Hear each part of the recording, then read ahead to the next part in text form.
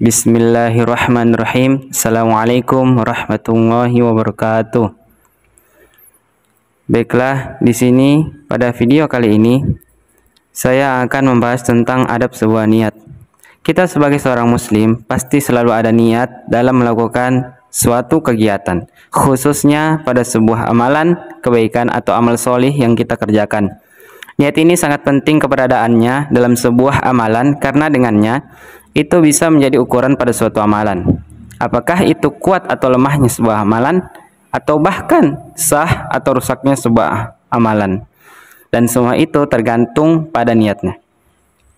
Seorang muslim harus niat ketika beramal dan dia harus memperbaiki niatnya dengan sebaik-baiknya niat.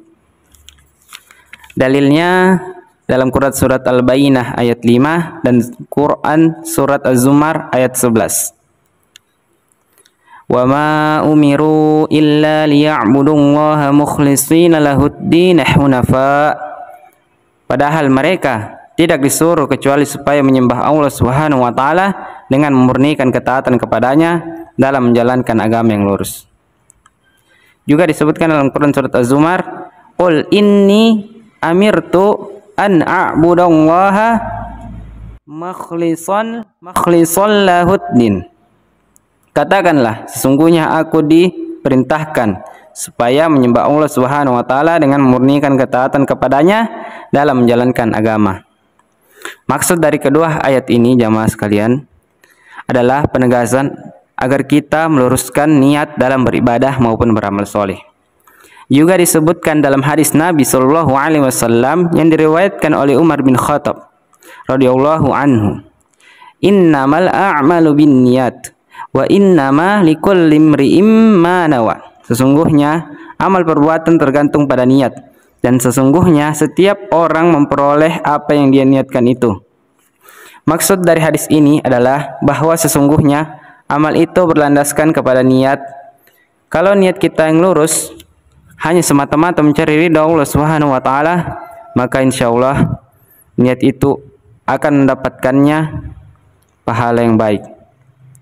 Namun, jika kita beramal dengan niat hanya sebatas untuk mencari nikmat dunia atau hanya untuk maksud dipuji, maka kita juga akan mendapatkannya.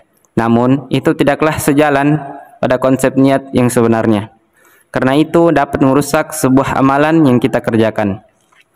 Bahkan kalau kita hanya berniat melakukan sebuah amalan dan belum menjalankannya, belum mengerjakannya, itu sudah dicatat menjadi satu kebaikan. Dalilnya hadis Nabi Shallallahu alaihi wasallam yang diriwayatkan oleh Ibnu Abbas radhiyallahu anhu, "Man hamma bihasanatin wa lam ya'malha kutibat lahu hasanatun." Artinya, barang siapa yang berkeinginan melakukan kebaikan namun dia belum dapat melakukannya, maka dicatat baginya satu kebaikan. Oleh karena itu, orang yang berniat dengan niat yang baik, maka dia diberikan pahala amal soleh. Adapun sebaliknya, orang yang punya niat buruk akan mendapat dosa sebagaimana orang yang berbuat buruk. Dalilnya dalam hadis Nabi Shallallahu alaihi wasallam, "Idzal taqal muslimani basayfaihima fal qatilu wal maqtulu finnar." Faqila, "Ya Rasulullah, hadzal qatilu fama balul maqtuli?" Faqala, "Li'annahu arada qatla sahibihi."